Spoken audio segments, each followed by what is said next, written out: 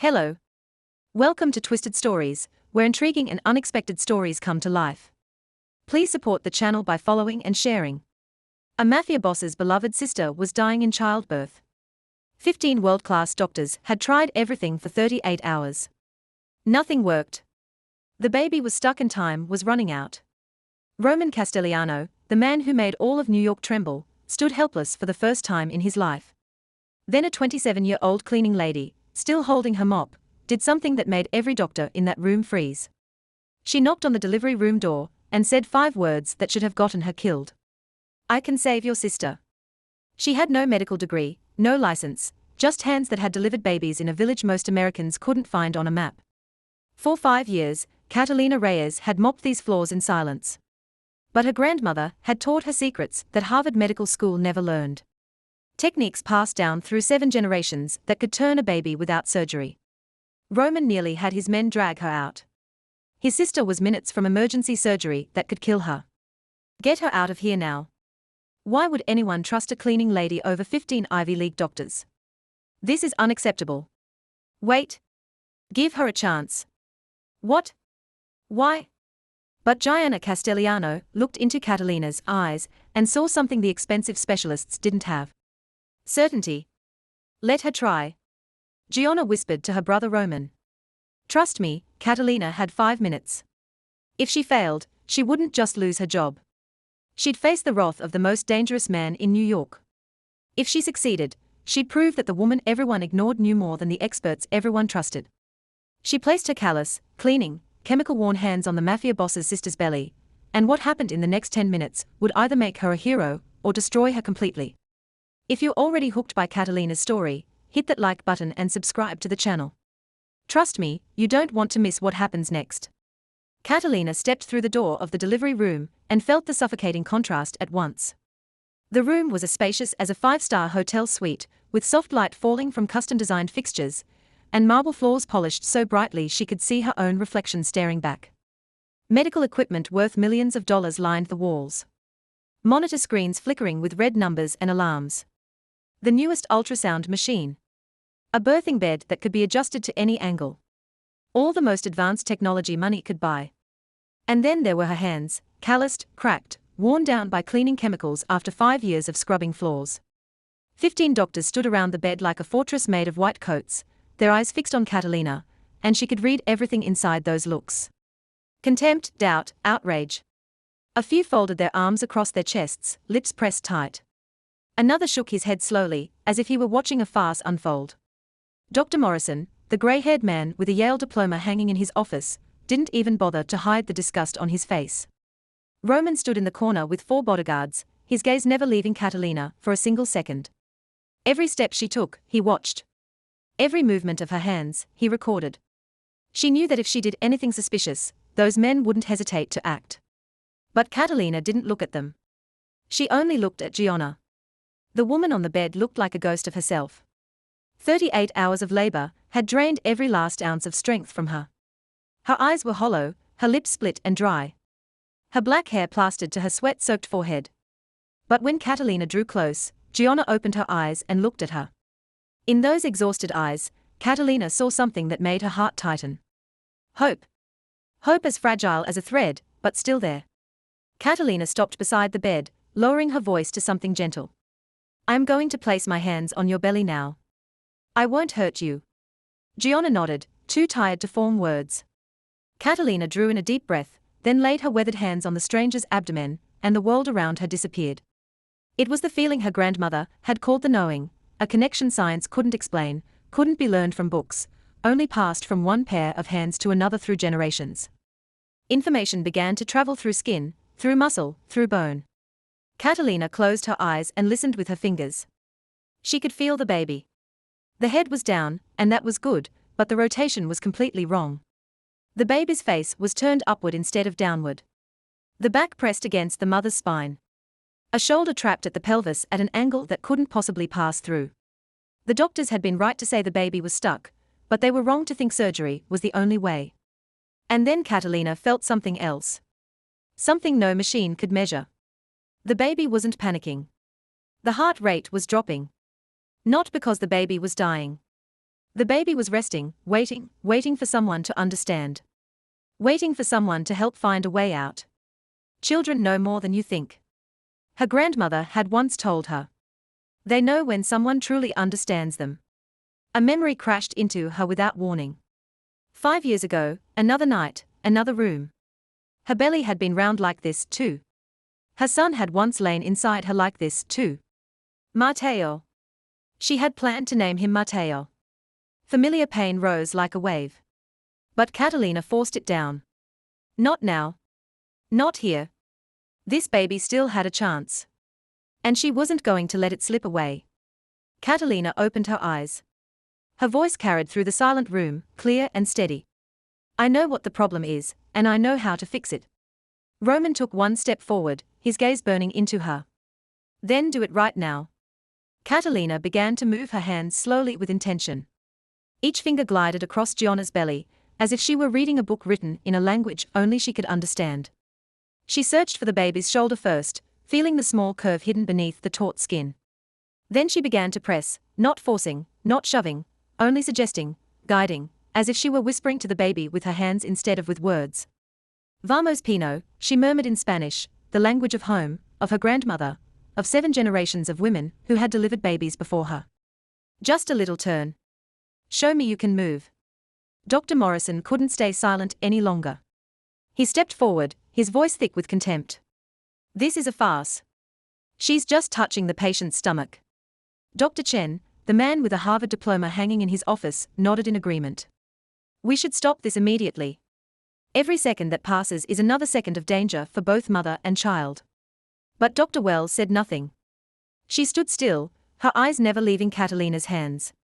She'd been an obstetrician for 25 years, had delivered thousands of babies, had read every obstetrics textbook ever written, and she was seeing something familiar in the way those hands moved. Wait, she thought, brows drawing together. That's Leopold's maneuver, but altered, refined.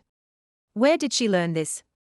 Leopold's maneuver was a basic technique every obstetrician was taught, used to determine fetal position through the abdominal wall. But the way Catalina performed it didn't resemble anything Dr. Wells had ever seen in a book. It was smoother, more natural, as if this technique had been passed from one pair of hands to another through generations, honed and perfected by lived experience rather than by theory. This cleaning woman knew something. Dr. Wells was certain of it. Suddenly, Gianna moaned, her body arched, her face tightening with pain. A contraction was coming. 2 doctors moved in at once, ready to intervene.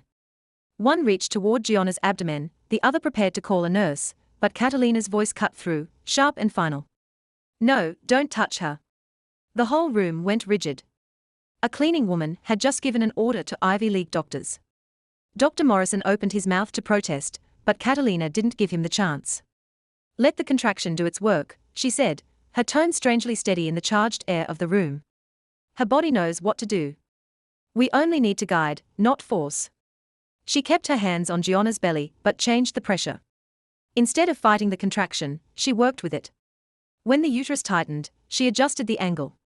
When the pain rose to its peak, she increased pressure in exactly the right place. Like a dancer moving to music only she could hear. Gianna panted, fingernails raking the bed sheet. Michael gripped his wife's hand, his face drained of color. 30 seconds passed like 30 years. Then the contraction ended. Gianna let out a shaky breath, her body collapsing back onto the bed. Catalina kept her hands where they were, eyes squeezed shut, completely focused. The room was so quiet that the steady beep of the monitor could be heard. And then the nurse beside the screen spoke, her voice full of disbelief. The baby moved. Every gaze snapped to the ultrasound screen. The nurse swallowed, checked again before continuing. Just a little, but it moved. Silence. No one dared to breathe too hard. Dr. Morrison opened his mouth and then closed it, not knowing what to say. Dr. Chen stared at the screen, as if he couldn't trust his own eyes. And Dr. Wells, the woman who'd been skeptical from the start, but also the only one who'd truly watched, stepped forward. Her voice rang out, decisive and clear. Keep going. Don't stop. Roman glanced at his watch. 3 minutes had passed. 3 minutes that felt like 3 years. His face was drawn tight as a wire. His jaw clenched so hard the grinding of his teeth could almost be heard. His hand curled into a fist, knuckles blanched white from the force of his grip. 4 bodyguards stood behind him like 4 stone statues, their eyes never leaving Catalina, ready to move the instant he gave the order. They'd been with Roman long enough to know that when their boss stayed silent for too long, it was usually the warning sign of a storm about to break. Michael knelt beside his wife's bed. Both hands locked around Giannis, as if the moment he let go, she might disappear. His lips moved with soundless prayers, his eyes rimmed red from sleeplessness and fear. 38 hours ago, he'd been a successful lawyer with a perfect life. Now he was only a desperate husband, begging for a miracle from a cleaning woman whose name he'd never even known. Catalina kept working, her hands moving slowly but surely.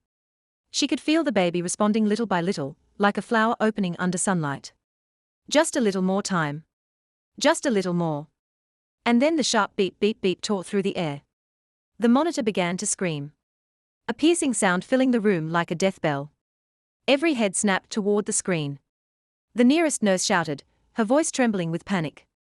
The fetal heart rate is dropping. 120,110,100. The delivery room exploded into chaos. Nurses ran for the medication cabinet.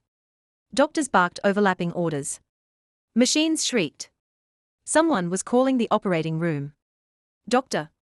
Morrison charged forward, his face flushed red with anger and fear. This is enough. We need surgery right now. He swung toward Roman, his voice nearly pleading. Mr. Castellano, your sister will die if we don't act immediately. Roman didn't need to hear more. He'd waited too long, wagered too much on an unknown cleaning woman. And now his sister was dying. His voice rang out cold as ice. Each word as sharp as a blade. It's over. Get her out of my sight. 2 bodyguards moved at once toward Catalina. Their large hands ready to seize her and drag her away. But Catalina didn't look up. She didn't react to the alarms. Didn't react to the chaos around her. Didn't react to the 2 men closing in. Her hands stayed exactly where they were on Gianna's belly, steady as stone. Then she spoke. Her voice so calm it sounded almost cold inside.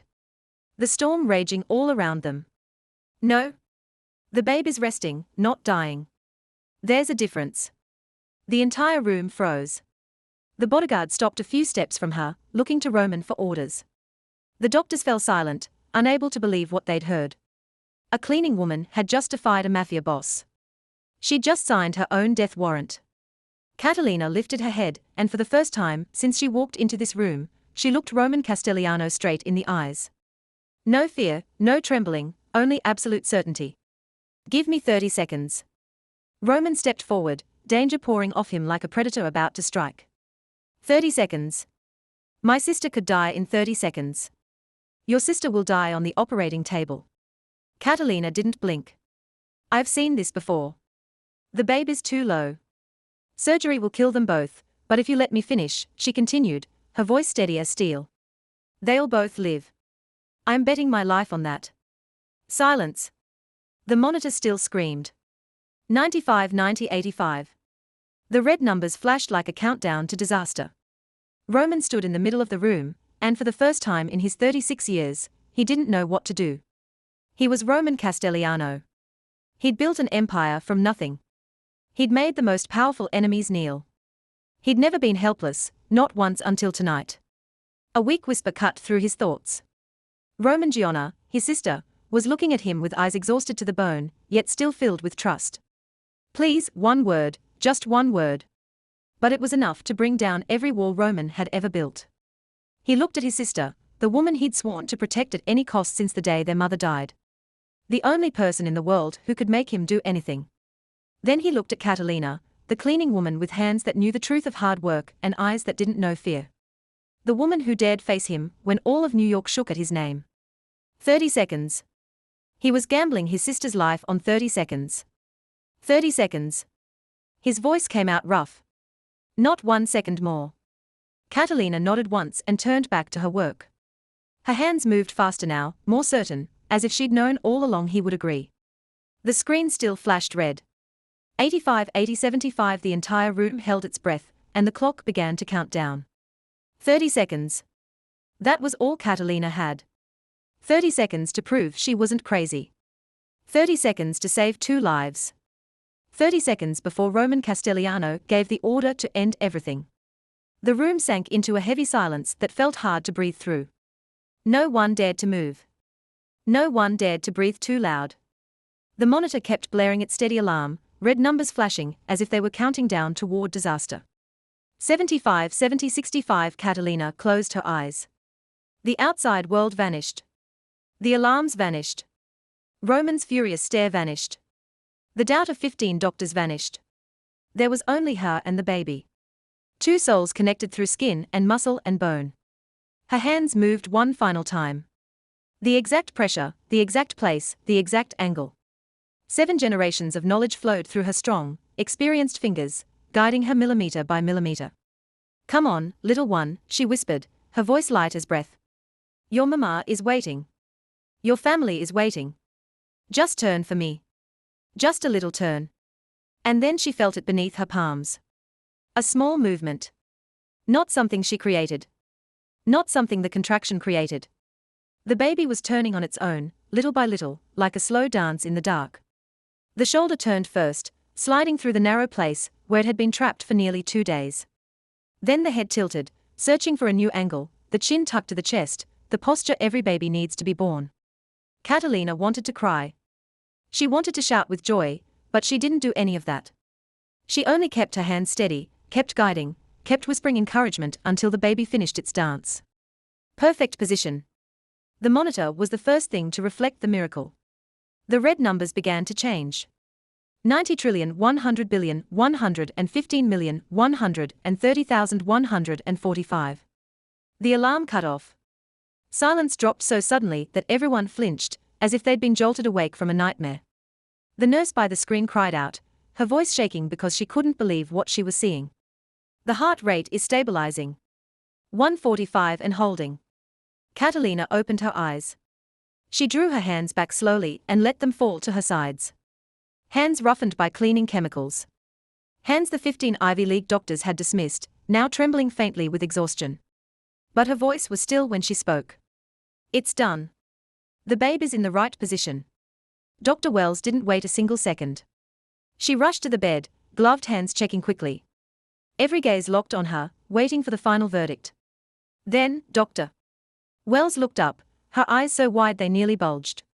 "Oh my God," her voice was a whisper, as if anything louder might shatter the miracle. "She's right, Oxapata." Perfect position, she turned to Catalina. And for the first time in her 25 years as a doctor, she couldn't find words. "How? How did you do that?" Catalina didn't answer.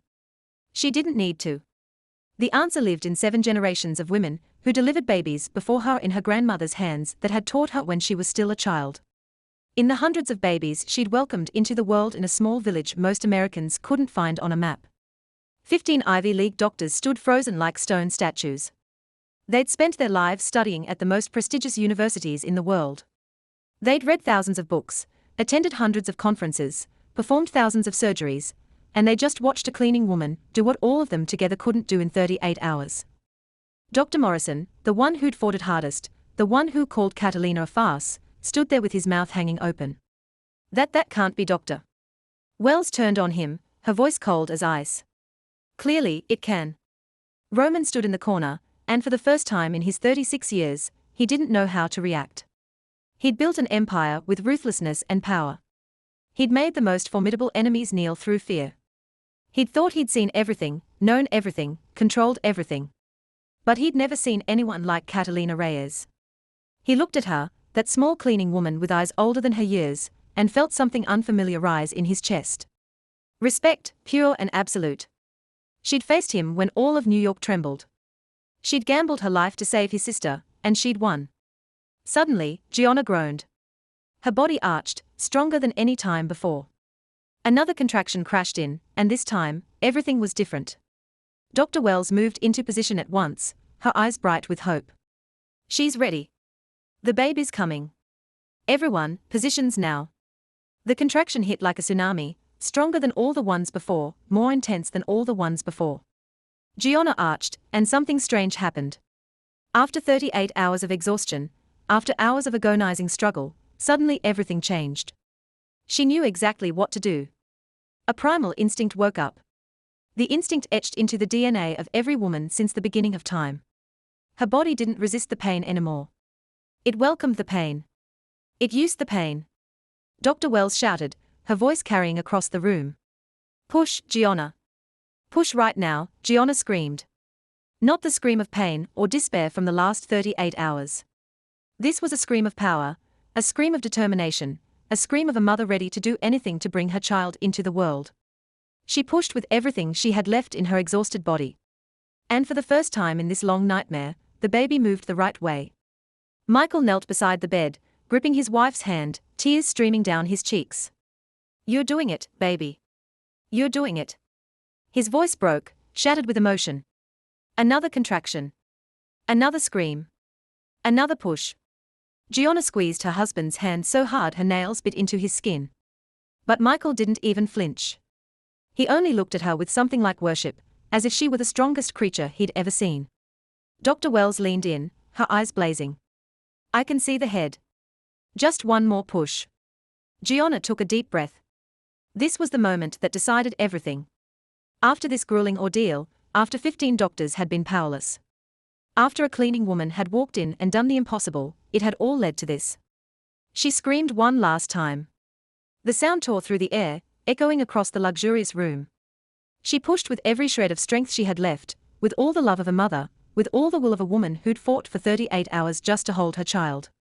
And then the cry rang out.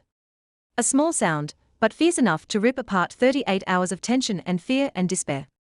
The cry of life, the cry of a miracle, the cry of a new soul entering this world. It's a boy, a healthy baby boy, Dr. Wells shouted, her voice trembling with emotion.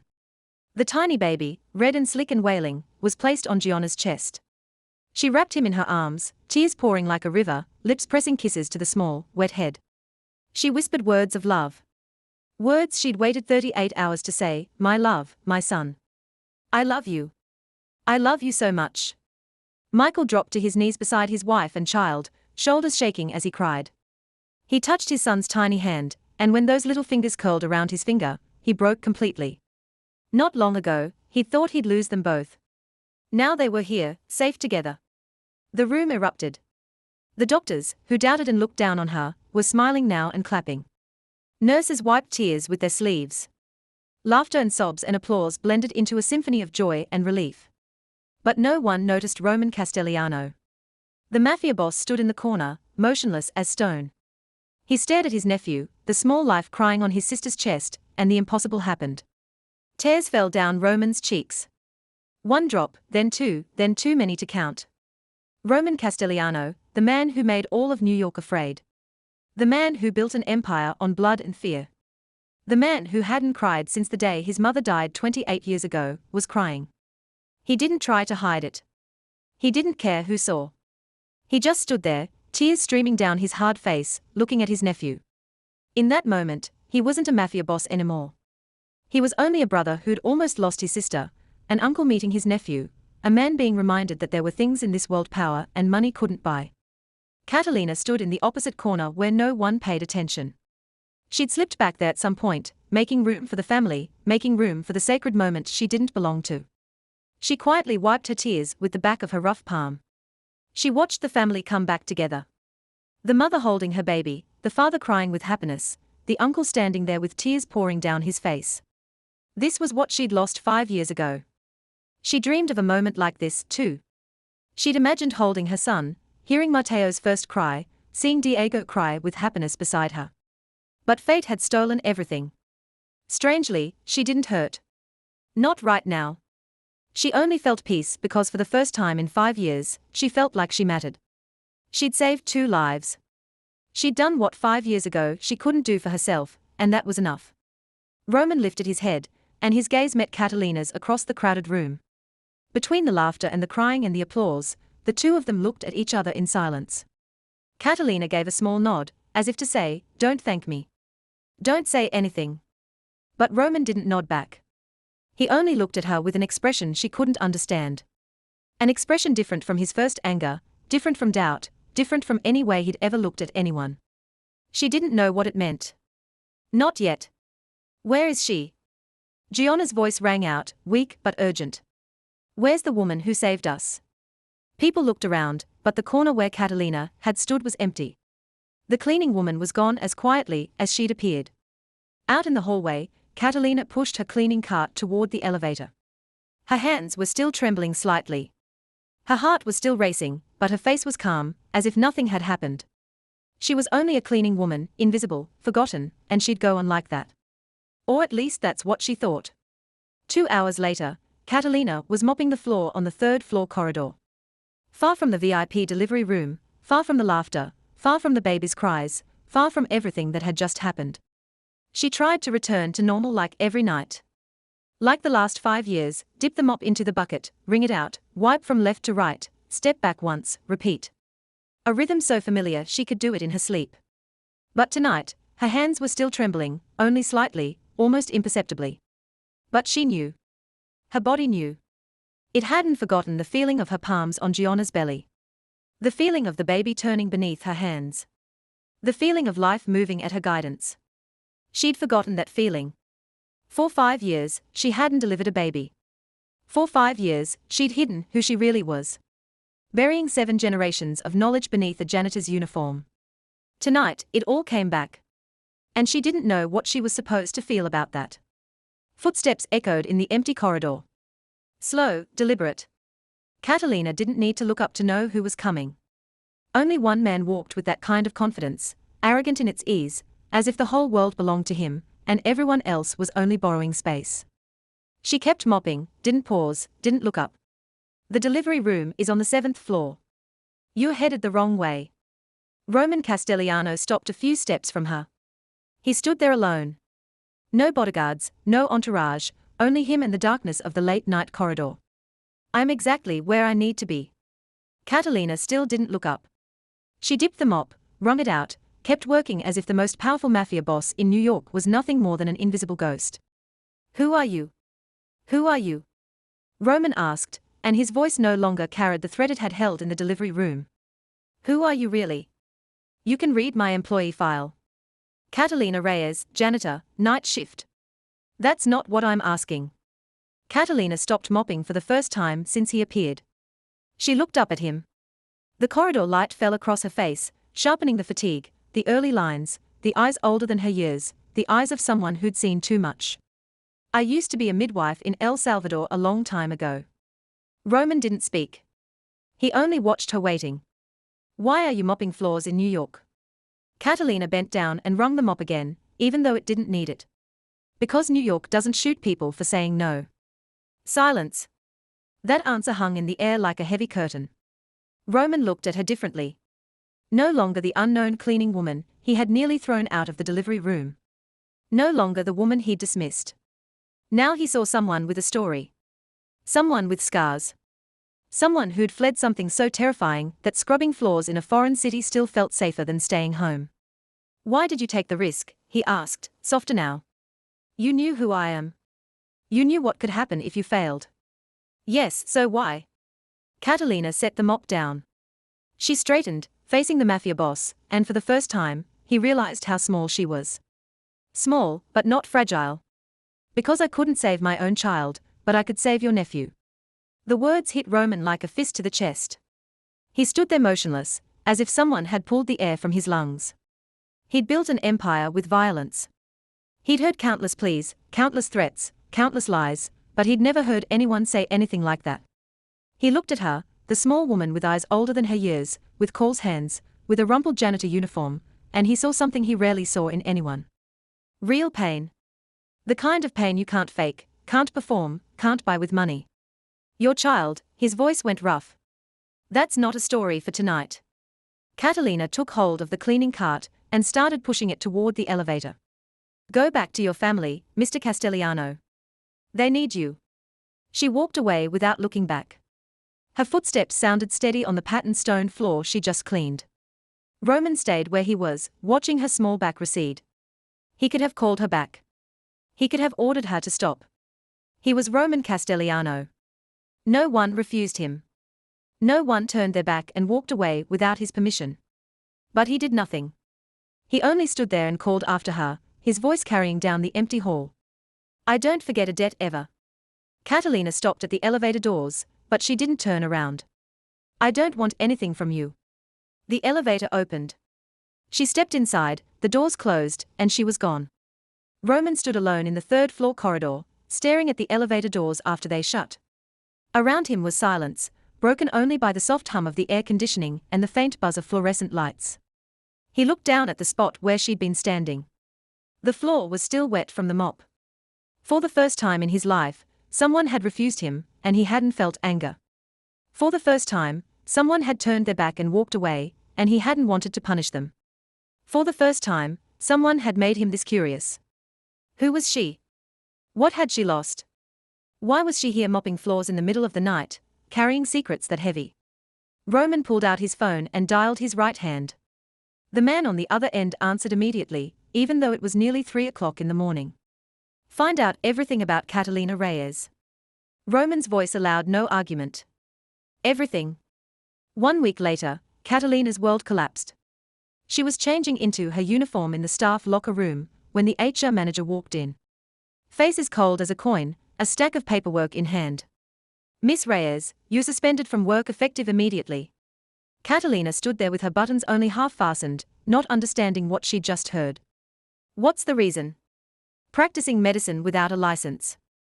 The manager read from the page, voice flat, almost robotic. According to Dr. Morrison's report. On the night of March 12, you performed medical procedures on a patient without credentials or a professional license. This is a serious violation of New York state law. Catalina wanted to laugh. She wanted to scream that she'd saved 2 lives while 15 credentialed doctors had been helpless. But she didn't do anything. She just stood there, feeling the ground under her feet giving way. You need to leave the hospital immediately. Security will escort you out. And that was it. A week ago, she'd been a silent hero. Now she was a criminal. Instead of praise, she was treated like an offender. Instead of gratitude, she was handed a suspension order. Dr. Morrison, the Yale man she'd humiliated in front of everyone, had reported her. He couldn't stand that a cleaning woman had done what he couldn't, and this was how he got revenge. But that wasn't the worst of it. When Catalina got back to her small apartment in Queens, she found a letter in her mailbox from immigration. Her heart seemed to stop when she read the cold lines on the page. Her visa was under review. If she was convicted of practicing medicine without a license, she'd be deported. 5 years. 5 years of living in the shadows, working hard, not causing trouble for anyone. 5 years of trying to become invisible so she'd be safe. And one night, one decision, one act of saving someone had destroyed it all. Her studio was so small she could stand in the middle of the room and touch both opposite walls. The walls were yellowed with damp and mold. The window looked out at the brick wall of the building next door. A twin bed, a small table, a mini fridge, a single-burner gas stove. That was everything she had after 5 years in America. Catalina sat on the bed, knees pulled to her chest, staring at the only photograph on the table. Her grandmother, Esperanza. The photo was old, the corners curled, the colors faded, but her smile was still bright as ever. It was the only thing Catalina had brought with her from El Salvador. The only thing left of home. 2 months ago, the last time she'd called, her grandmother's voice had been weaker, her breathing heavier, her coughing spells longer. She was fading. She needed someone to care for her. But Catalina couldn't go back. Don't worry about me, Mija, her grandmother had said, voice trembling through the long-distance line. You've sacrificed enough. You've lost enough. Catalina had cried in silence, making sure her grandmother couldn't hear. Remember, she continued, they'll never understand us. But that doesn't mean we are wrong. Our knowledge is real. Our gift is real. Don't ever forget that. Catalina hadn't dared to visit. If she left the United States, she might never be allowed to return. Her visa was as fragile as a thread, and one small mistake could snap it. And now she might be sent back anyway. Not because she wanted to, not to see her grandmother, but deported like a criminal. A knock at the door made Catalina flinch. Her heart kicked into a wild rhythm. The police. Immigration. Had they come to take her already so fast? She drew a deep breath, trying to steady herself. Either way, she had nowhere to run, no one to call, nothing to lose, but this damp little room. She walked to the door, wrapped her hand around the knob, bracing for the worst. Then she opened it. Roman Castellano stood there alone. No bodyguards, no entourage, just him in a black suit, standing in the grim hallway of a cheap apartment building like a god who'd wandered into hell. His eyes were hard to read, his face blank. "We need to talk." Catalina stood in the doorway and didn't invite him in. She didn't know how she was supposed to react. A week ago, she'd saved his sister. Now he was here at the door of her miserable apartment, and she didn't know what he wanted. "How did you find me?" "I find everyone I want to find." The answer was simple, as if tracking down the hidden address of an anonymous cleaning woman was the most ordinary thing in the world. And maybe for him it was. Roman looked straight into her eyes, lowering his voice. "The question is, do you want my help, or do you want to be deported tomorrow?" Catalina stood in the doorway for a few more seconds, hesitating. Every survival instinct in her screamed not to let a mafia boss into her home. But what choice did she have left? She'd lost her job. She was about to be deported. She had nothing left to lose. She stepped back and opened the door wider. Roman walked into her tiny apartment without a word. He looked around, his gaze sliding over the yellowed walls, the window that faced a brick wall, the single bed with sheets faded from too many washes, the one-burner gas stove, the mini fridge humming softly in the corner. Catalina waited for judgment, for contempt, for that look the wealthy usually reserved for people like her. But Roman didn't say anything. He only observed, expressionless, as if he were collecting information instead of passing judgment. He sat down on the only wooden chair in the room, a chair Catalina had salvaged from someone else's trash 3 years ago. She stood across from him, back against the wall, arms folded over her chest like invisible armor. "If you came here to threaten me, save your breath. I've got nothing left to lose." Roman looked at her, his eyes still unreadable, the same eyes she'd met in the delivery room. "If I wanted to threaten you, you'd know." He spoke slowly, voice low and even. "I'm here because you saved my sister's life and my nephew's. In my world, that kind of debt is never forgotten." Catalina gave a bitter laugh. "I already told you. I don't want your money. I'm not offering money." She fell silent, not sure what to do with that. If it wasn't money, then what was it? Roman went on, his tone like he was reading a report. "I'm offering protection. My attorney has been working on your case since yesterday. The charges will be dropped tomorrow morning. Your visa will be secured permanently." Catalina stood there. Sure, she'd misheard. That's impossible. Immigration doesn't move that fast." "It moves that fast," Roman said. "When you know the right people." She stared at him, searching for a joke, a trick, a trap. But she found nothing except absolute seriousness. "Why?" Her voice trembled slightly. "Why would you do this? I'm nobody to you." Roman was quiet for a moment, as if he were weighing every word. Then he spoke softer than before. "You're not nobody. You're the woman who walked into a room full of people who wanted you gone and did what none of them could do." He met her eyes. "That's not nobody. That's someone worth protecting." Catalina didn't know what to say. In 5 years of living in this country, no one had ever said words like that to her. No one had looked at her as if she had value. She was only the cleaning woman. Invisible, replaceable, unimportant. "But I didn't come only for that," Roman continued. "I came to ask what you want." "What I want?" "Anything. Consider it repayment for my sister's life." Catalina shook her head. "I don't want repayment. Everyone wants something." The words hung in the air. Catalina wanted to argue. Wanted to say she didn't need anything. Didn't want anything. Had learned how to live without relying on anyone. But her eyes drifted to the photograph of her grandmother on the table. And every lie froze in her throat. The silence stretched. Roman waited. He didn't rush her. Didn't press. He only sat there with a patience she hadn't expected a man like him to have. Finally, Catalina spoke. Her voice so small it was almost a whisper. "My grandmother, she's alone in El Salvador. She's sick. I haven't seen her in 5 years." She swallowed, her throat tightening. "I can't go back. If I leave here, I might never be allowed to return." She looked at the photograph, voice shaking. I want to see her again before it's too late." "Done?" "One word. Just one word." Catalina turned to him. Sure she'd misheard. "You don't understand. Bringing her here, the visa, medical care, everything. It's I said, done." Roman cut her off. his voice leaving no room for argument. You want your grandmother here, she'll be here. That's all you need to know. And then it happened. The thing Catalina had held back for 5 years. The thing she'd thought she'd forgotten how to do. Tears spilled over. For the first time in 5 years, she cried in front of someone else. Not from sadness, not from fear. But because for the first time, someone was giving her what she truly needed. Not money, not a job, but hope. Hope of seeing the person she loved most before it was too late. She turned her face away, ashamed of her weakness. But Roman didn't say anything. He didn't comfort her. He didn't touch her. He only sat there, giving her space to cry, as if he understood that sometimes people need permission to fall apart without being judged. Minutes passed or hours. Catalina didn't know. She only knew that when the tears finally ran dry, when she could lift her head again, Roman was already standing. He walked to the door, but stopped before opening it. I'll be in touch, he said without turning back. Then he looked over his shoulder. One last look. Catalina, you saved 2 lives. Let someone save you once. The door closed.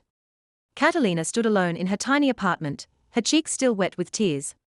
But inside her chest, for the first time in 5 years, something warm was beginning to spark. Hope. 2 weeks later, Catalina stood in front of the tallest building in Manhattan, tilting her head back to stare up at the glass floors that speared the sky until her neck began to ache. Roman Castellano's penthouse sat at the very top, where the rent for a single month was probably equal to everything she'd earned in her whole life. She drew a deep breath and stepped into the lobby. The receptionist looked her up and down, eyes lingering on her worn clothes and the heels of her shoes rubbed thin, but the moment she said her name, the man's attitude shifted completely. She was escorted to a private elevator, the kind that went to only 1 floor. The doors opened and Catalina walked into a different world. The penthouse stretched out like an ocean of space. Ceilings so high she could have built a 2-story apartment inside it. White marble floors gleamed under the lights, reflecting every shine. Florida ceiling glass revealed the entire Manhattan skyline. The city spread below like a carpet of light. Artwork hung on the walls, the kind Catalina had only ever seen in museums. The furniture was minimalist, but she knew each piece cost more than her whole apartment. She stood there, tense, afraid to touch anything, feeling like a stain in a room built for perfection. Roman appeared from an inner room. No suit, only a black shirt with the sleeves rolled up. Less frightening at first glance, but still carrying an unmistakable power.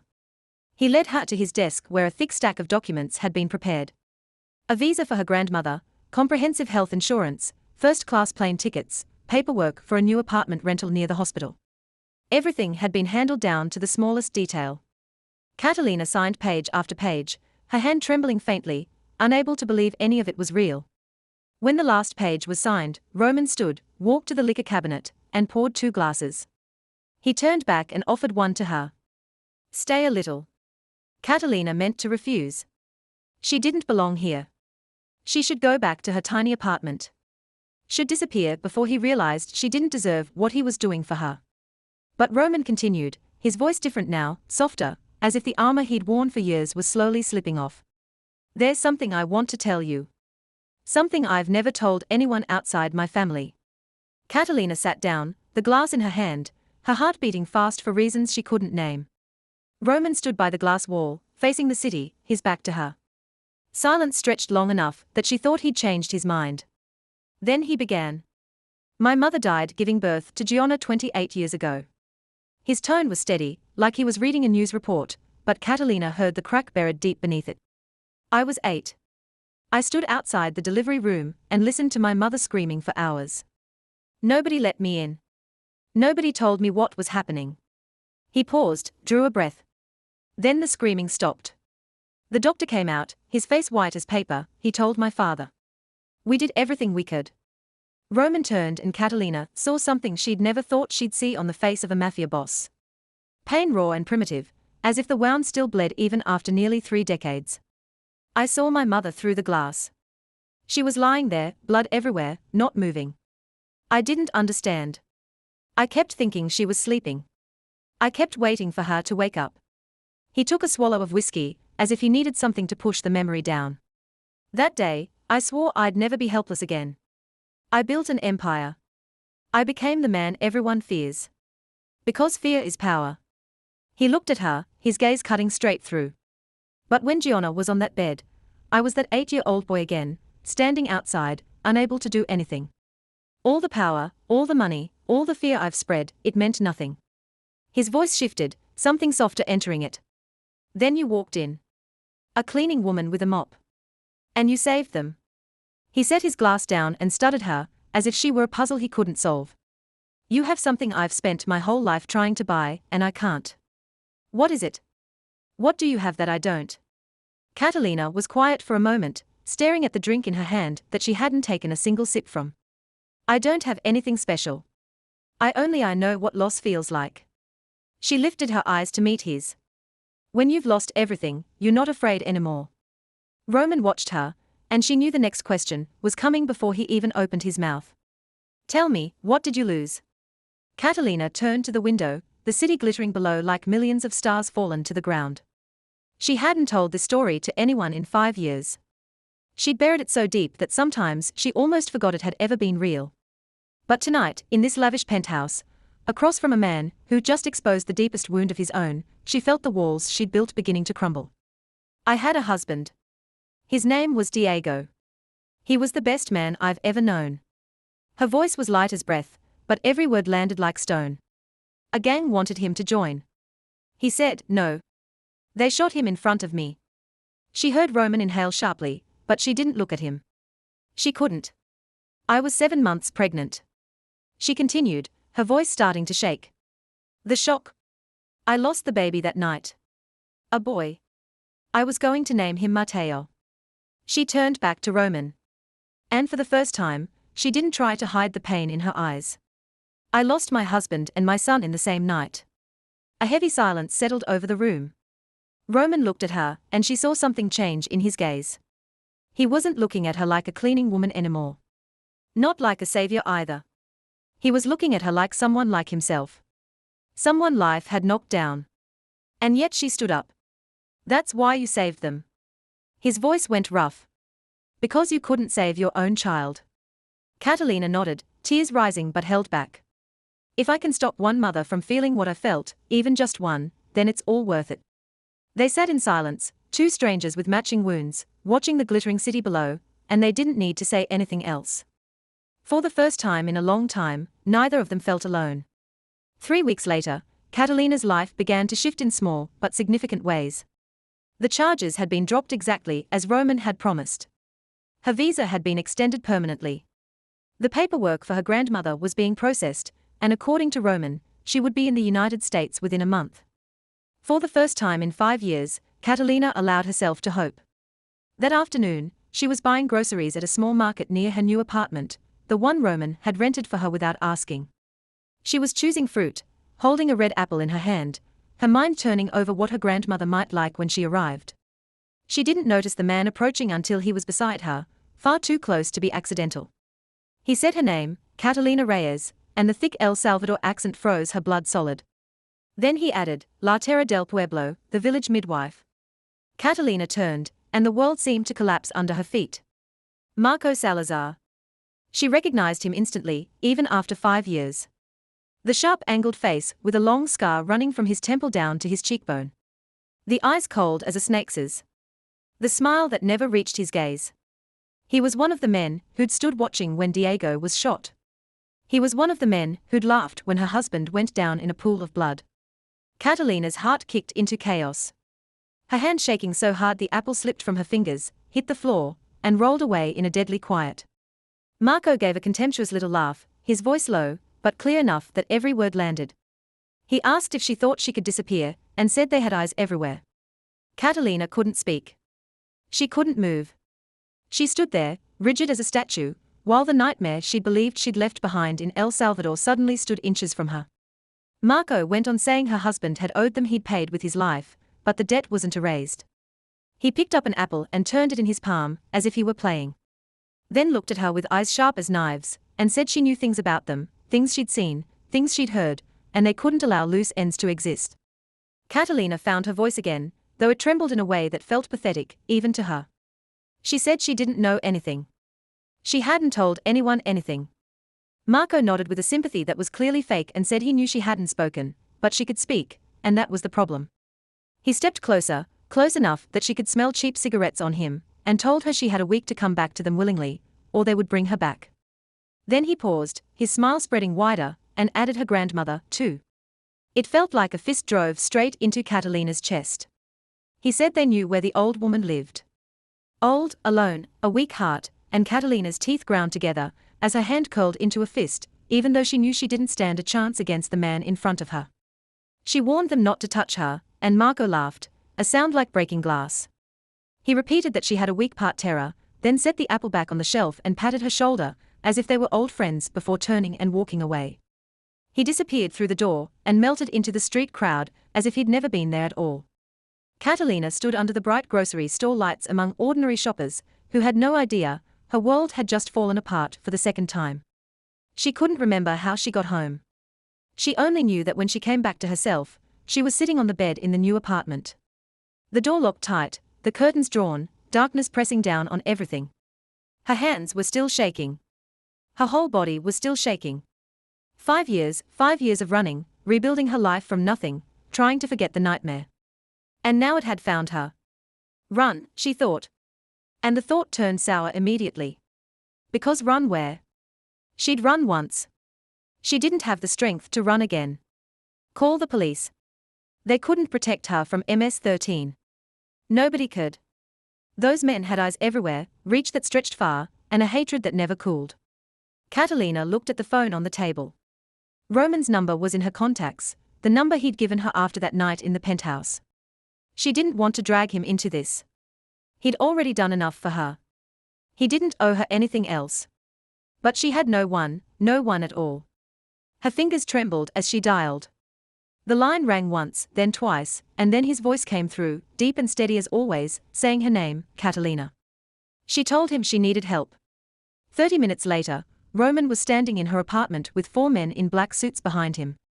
Catalina told him everything about Marco, about the threat, about her childhood in El Salvador, when she'd accidentally witnessed things she never should have seen, about the real reason Diego had been killed.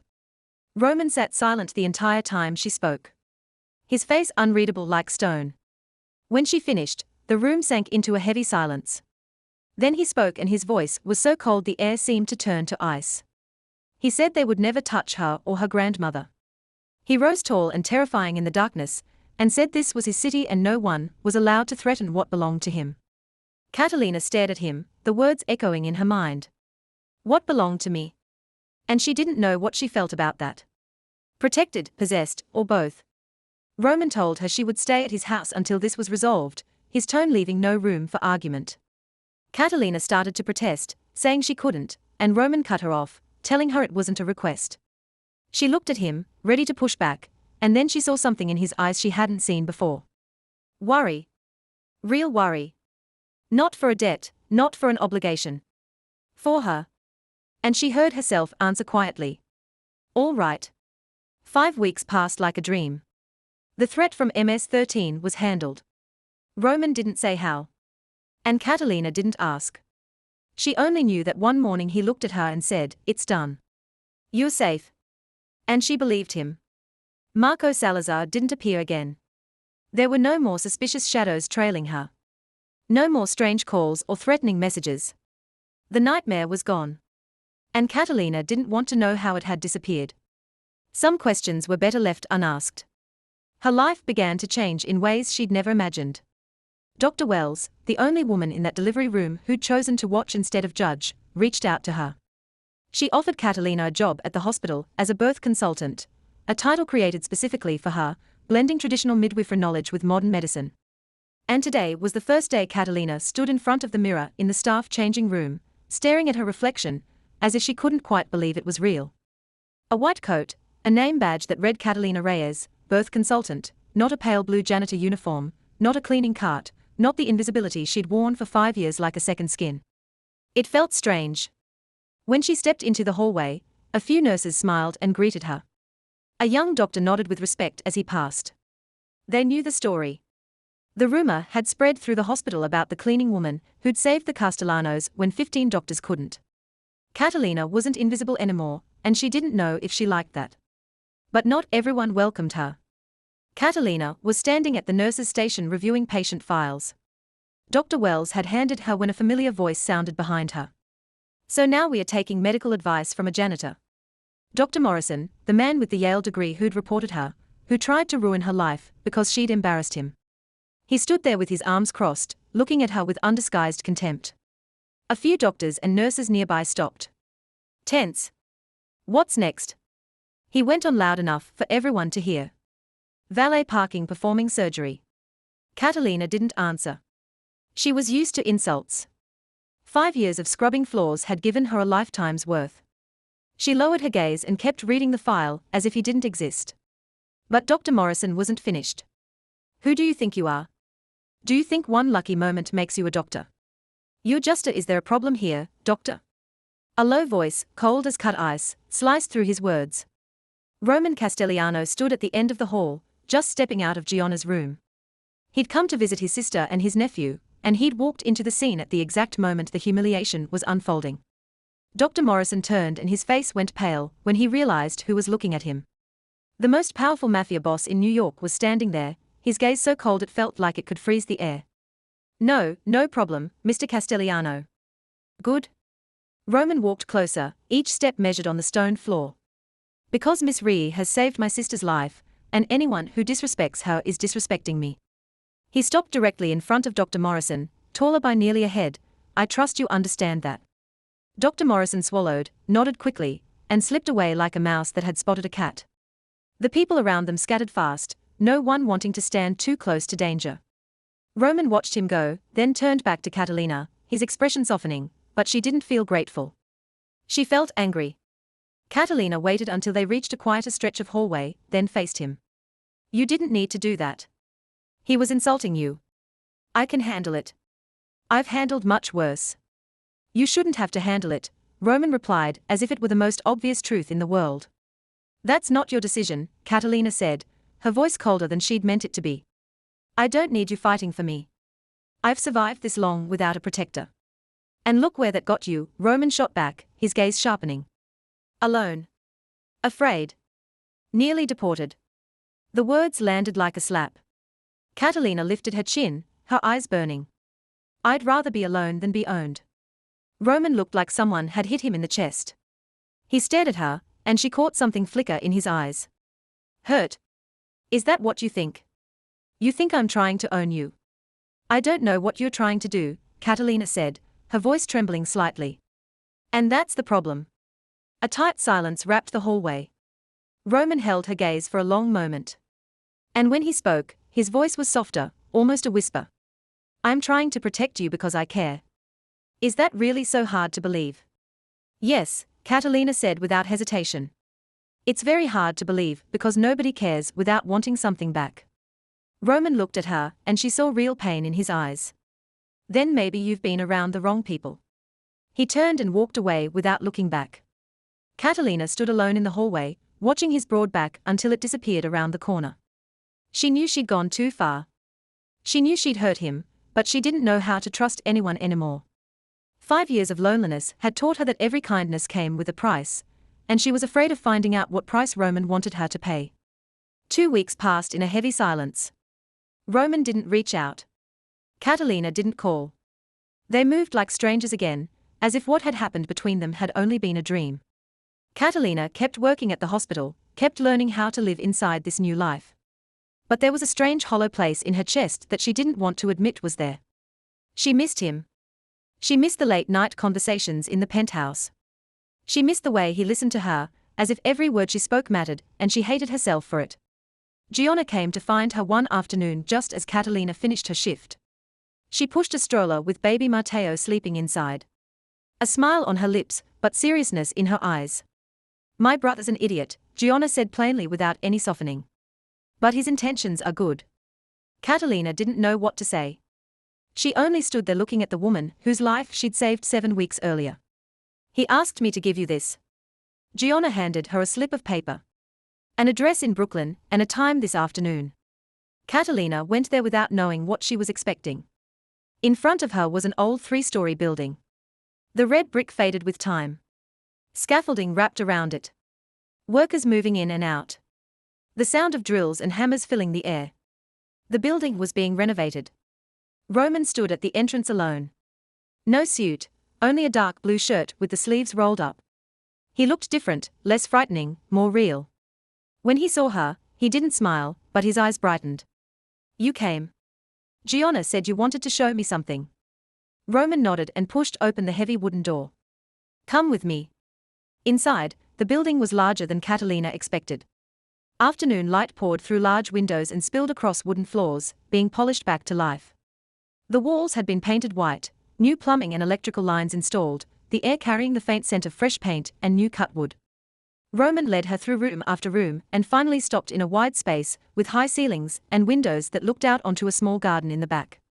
This will be the Esperanza Birth Center. Catalina went still. Sure she'd misheard. What did you say? A clinic for women who can't afford hospital bills. Roman explained, his voice even but softer than usual. A place where traditional midwifery knowledge and modern medicine can exist together.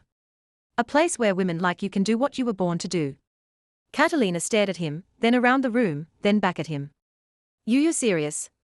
I don't joke about things that matter, he said, his eyes never leaving her. I named it after your grandmother, Esperanza. I hope you don't mind. And it happened. Tears rose before Catalina could stop them.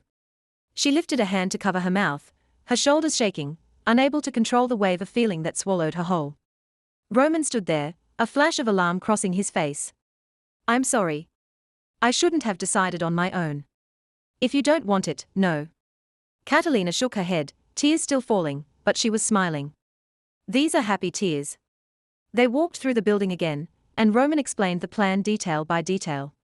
A delivery room with modern equipment, but a warmth that still felt like home.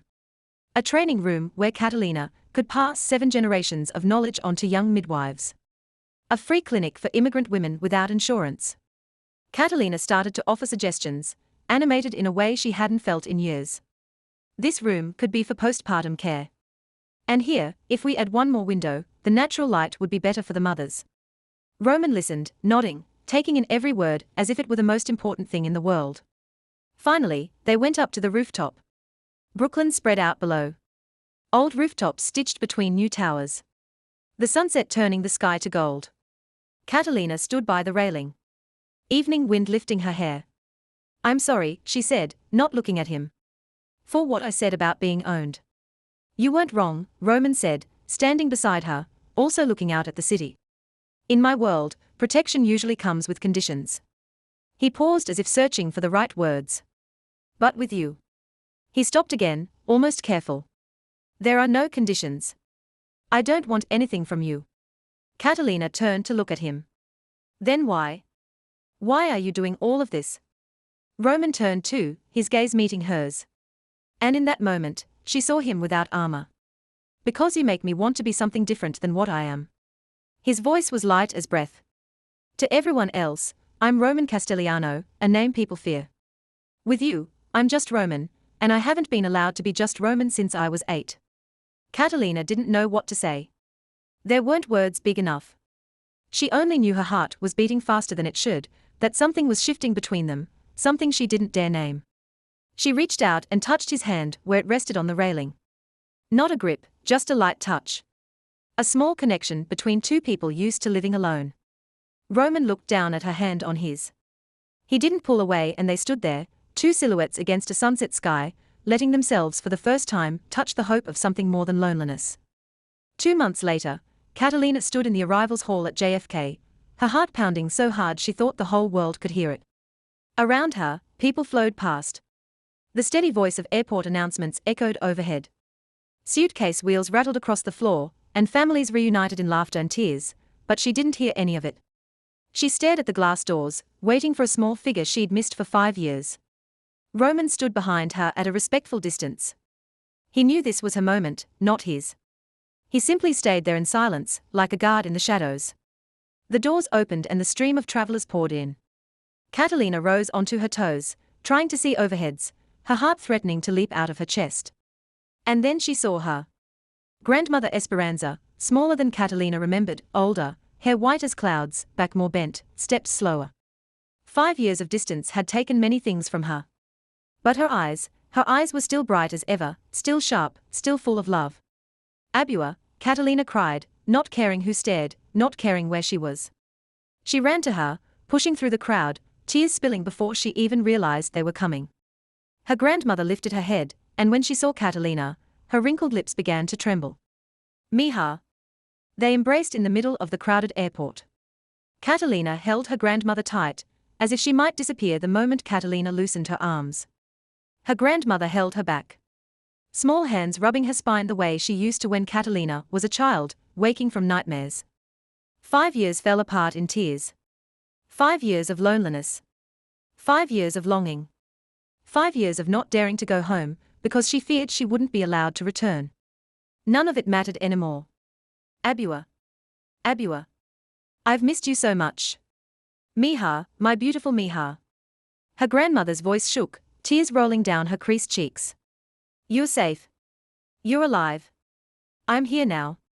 They stood like that for a long time, holding each other, crying, saying nothing else because nothing else was needed. There were moments when words became unnecessary, and this was one of them. When they finally pulled apart, her grandmother lifted a hand to wipe Catalina's tears, a gentle smile on her lips, but then her gaze slid past Catalina's shoulder, and the smile vanished, replaced by sharp curiosity. Who is that man watching you? Catalina turned and saw Roman still standing where he'd been observing them. That's Roman Castellano. He's the one who brought you here. Her grandmother studied Roman for a long moment, reading him the way she might read a book. Her eyes missed nothing. From the expensive suit to the polished leather shoes, from the way he held his posture to the way he looked at her granddaughter. Bring him here. I want to meet him. Catalina hesitated, but she knew no one could refuse her grandmother. She turned back and gave Roman a small nod. He walked over and for the first time since she'd known him. Catalina saw him look uneasy. Roman Castellano, the man who made all of New York afraid, was tense in front of a 72-year-old woman who barely reached 5'T". Her grandmother took his hand, pulled him closer, and looked straight into his eyes. She spoke in Spanish, slow and clear. You have kind eyes, but dangerous hands. I don't speak. Roman started. Her grandmother switched to English, her accent thick, but every word sharp. I said, you have kind eyes, but dangerous hands. She squeezed his hand lightly. I know men like you. My village has them, too. Some protect, some destroy. Which kind are you? Roman looked at her, and Catalina saw he didn't dodge the gaze the way he usually did with other people. With your granddaughter, I protect. Why? A simple question, but heavy as a mountain. Roman was quiet for a moment, as if weighing each word. Because she saved someone I love, and because. He glanced at Catalina, then back to her grandmother. Because she makes me want to be better than I am. Her grandmother held his gaze for a long time. So long, Catalina found herself holding her breath. Then she nodded slowly. A good answer, but answers are easy. Actions are hard. She let go of his hand. You want my approval? Earn it. With time, with patience, with proof. I will, Roman said without hesitation. Her grandmother smiled for the first time since looking at him. Well, see. On the ride back, in the luxury car Roman had sent, Catalina sat in the back with her grandmother. Roman rode in the front seat beside the driver, giving them private space. What do you think of him? Catalina asked softly. Her grandmother looked out the window. New York sliding past like a dream. I think he's dangerous and I think he loves you. Catalina nearly choked. Abua, he doesn't. We don't. Mija. Her grandmother turned, eyes full of the knowing that comes from living almost a century. I've helped 600 babies into the world. I know when something is being born, and something is being born between the two of you, whether you admit it or not. Catalina said nothing. She turned to the window, but in the rearview mirror, she caught Roman's eyes looking at her. They both looked away too quickly, like children caught doing something forbidden. And Grandmother Esperanza only smiled, as if she'd known all along. 3 months later, the Esperanza Birth Center officially opened its doors to its first patient. The old building in Brooklyn had been completely transformed, bright and warm, with soft, pale blue walls that rested the eyes and large windows that welcomed natural light. Catalina stood in the main delivery room and looked around the space she had helped design. And for the first time in her life, she felt like she was standing exactly where she belonged. That afternoon, a young woman was brought in. Rosa, 19 years old, her belly round and full, her face pale with fear. She was undocumented, without insurance, without papers, with no one to lean on. She was in labor, but too frightened to go to a hospital because she was afraid of being arrested. Afraid of being deported, afraid of losing her baby before she ever got to see its face. Catalina took Rosa's hand and looked into the girl's panicked eyes. "You're safe here. Nobody's going to take you anywhere." But when Catalina began to examine her, she realized the situation was far more serious than a normal birth. Rosa's blood pressure was dangerously high. Her eyes started to glaze, her hands and feet swollen. The unmistakable signs of preeclampsia. This was beyond the clinic's limits. This was a hospital case with full emergency equipment. But if they called an ambulance, Rosa could be arrested. She could be deported. She could lose her baby, lose everything. Catalina stood between two choices, and either one could lead to disaster. Roman arrived at that exact moment. He stepped in to check on the center the way he often did, but stopped when he saw the scene. Catalina was beside the bed, her face tight with strain, her hand trembling faintly on Rosa's abdomen. He could see she was facing the hardest decision of her life. But he didn't interfere. He didn't ask. He only moved back into the corner and stood there, trusting her completely. Catalina took a deep breath and began to act. "Call Dr. Wells right now. Tell her we need magnesium sulfate now." She turned to the nurse, her voice no longer shaking. "Start and 4. Monitor blood pressure. Continuously. Nobody panics." While they waited for the medication, she used the technique her grandmother had taught her, placing a hand on Rosa's forehead and whispering words in Spanish, keeping the girl anchored and calm. Grandmother Esperanza was there, too, standing beside her granddaughter, supporting every step. "That's it, Mija. Just like I taught you." Then the worst happened. Rosa began to seize, her whole body locked, her eyes rolled back, her limbs jerking on the bed. The delivery room erupted into chaos. A nurse screamed. Someone dropped a tray of instruments. Metal clattered against the floor, sharp and jarring. "Everyone, be quiet." Catalina's voice tore through the chaos. Cold and commanding. "I need silence." The room froze. Catalina didn't pay attention to them. She focused entirely on Rosa, on the seizure, on time. She counted each second, waiting for the medication to take effect. One hand steadying Rosa's head so she wouldn't injure herself. 30 seconds, 40 seconds, 1 minute, the seizure stopped. Rosa gasped, her eyes slowly returning to normal. Catalina checked her blood pressure again, and let out a breath when she saw the number falling. The medication was working. They'd made it through, but the birth still wasn't over. After Rosa stabilized, the labor contractions returned. Catalina went on with her work, calm and professional, as if she'd done this 1,000 times. And maybe she had, in those years in El Salvador, in midnight deliveries in a small village the world had forgotten. A newborn cry rose, clear and strong. "It's a girl, a healthy baby girl." Catalina placed the baby on Rosa's chest, and the young mother broke into tears, clutching her child, soaking the pillow with relief. "Thank you. Thank you." Catalina held Rosa's hand and smiled. "You're safe here. Nobody's going to take you anywhere. This is your home now." Roman stood in the corner and watched it all. He watched Catalina give orders, make decisions, save 2 lives. He watched her face a seizure without shaking. He watched her hold the newborn with the gentleness of someone who had lost a child. And he realized she wasn't the frightened cleaning woman he'd met in that delivery room that night. She was someone else entirely. Confident, powerful in her own way, radiant. After the birth, Roman found Catalina in the staff break room. She was washing her face, exhausted, but happy, fluorescent light shining on her wet skin. "You were incredible," he said, voice low and sincere. "I only did my job." "No." Roman stepped closer. "You're being who you were born to be," Catalina turned. And suddenly, they were standing very close. Close enough that she could catch his cologne, could see every hard line of his face, could feel the warmth of his body. "I've never met anyone like you, Catalina Reyes," Roman whispered, his eyes holding something she didn't dare name. The distance between them narrowed. Catalina's heart raced. She saw him tilt his head down, saw his gaze drop to her mouth. A knock sounded at the door, and both of them startled and stepped back. "Miss Reyes, the baby needs you." The moment burst like a soap bubble. Catalina drew a shaky breath. I have to go. I know, Roman said, his voice rougher than usual. Go? She walked out of the room, but they both knew it. Something had changed, and it couldn't go back to the way it had been. 4 months later, Catalina's phone buzzed at 10 o'clock at night.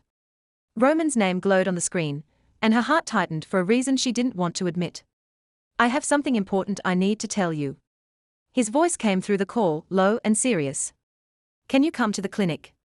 Catalina reached the Esperanza Birth Center 20 minutes later, so worried, her hands trembled as she opened the door.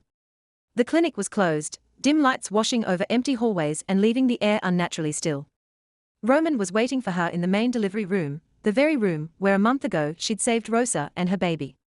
Is something wrong? Is Gianna okay? Is the baby okay? Catalina fired the questions, her eyes scanning him for any sign of bad news. Everyone's fine, Roman said, his tone softer than usual. This is about us. A simple word, yet it hung in the air like a promise, like a question, like a leap into a void with no guarantee of a bottom. Roman turned his back to her and looked out the window. Street lights outside tracing pale lines across the hard angles of his face. I've spent my whole life building an empire on fear, he began, voice steady, as if he were reading an indictment of himself. People do what I say because they are afraid of what'll happen if they don't. But you, he said, turning back, and the look in his eyes was something she hadn't seen before. You've never been afraid of me. Not once. That first night, you looked me straight in the eye and told me to trust you. No one does that. No one dares. Catalina remembered that night, the night she knocked on the delivery room door and spoke 5 words that should have gotten her killed. I was terrified, she admitted, her voice as light as breath. I just didn't show it. That's even more impressive, Roman said. He stepped closer and Catalina could see him searching for words, trying to say something he might never have said to anyone. I've been trying to understand what I feel for you. It took me 4 months to understand it. He paused, drawing in a deep breath, as if he were bracing for the biggest jump of his life. I don't want to protect you because I owe you. I want to protect you because the thought of anything happening to you would destroy me. I don't want to help you because you're useful. I want to be with you because when I'm beside you, I remember who I used to be before all of this happened.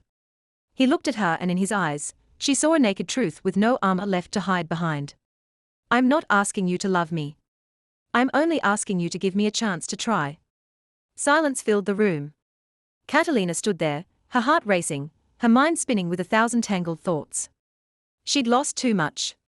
She'd hurt too much. She didn't know if she could survive one more loss. Roman. Her voice shook. I've been hurt before. I've lost everything. She looked at him, tears beginning to rise. I'm not sure I can live through losing again. I would never. Roman started. But Catalina cut him off. I know you don't mean to, but your world, it's dangerous. I'll keep you away from it. I'll keep you safe. Can you keep yourself safe? She asked, almost a whisper.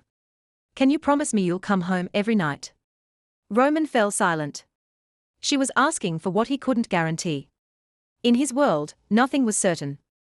No one was untouchable, not even him. I can't promise that, he said, his voice catching. Catalina nodded, tears sliding down her cheeks. I know. The silence stretched, heavy and painful. Then Catalina wiped her tears and lifted her head, looking at him with an expression he'd never seen on her before. But I can promise you something, she said, steadier now. I can promise I'll be here. No matter what happens, I won't run. She stepped closer. Because you're right. When I'm with you, I remember who I used to be, too. Before I made myself invisible. Before I forgot I deserved to be seen. She stopped in front of him, close enough to feel his breath. You see me, Roman. You really see me, and that's worth the risk. Roman raised his hand and rested it gently on her cheek. His hand was warm, trembling slightly.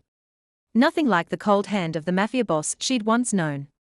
I'll do everything I can to deserve you, he whispered. I know, Catalina said. And then they kissed softly, slowly, like two people who'd been waiting a long time for this moment, afraid of it, aching for it, and finally brave enough to reach for it. They stood in the empty room of the clinic, the place where Catalina had saved so many lives, the place where she'd found herself again, the place where she was now allowing herself to be saved. When they parted, Roman looked at her, his eyes full of love. So what now? Catalina smiled, the first truly happy smile she'd worn in so many years. Now we build something together. 6 months later, the Esperanza Birth Center officially celebrated its grand opening.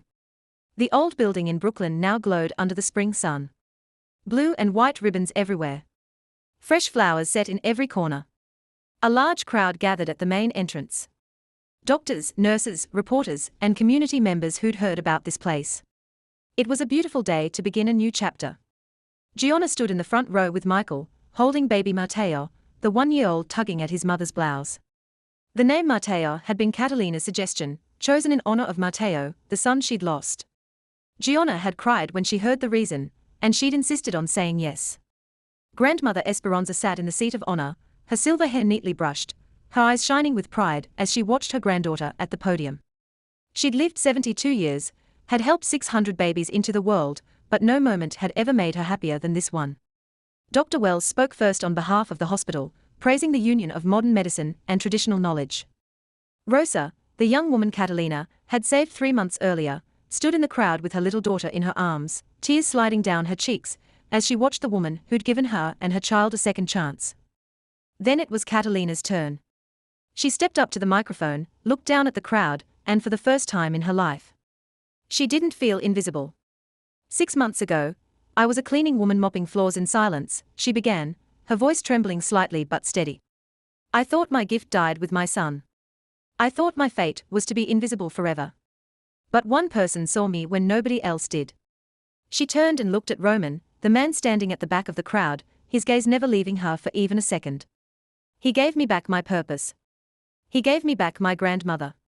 He gave me back myself. This center is named after my grandmother, Esperanza. In Spanish, it means hope.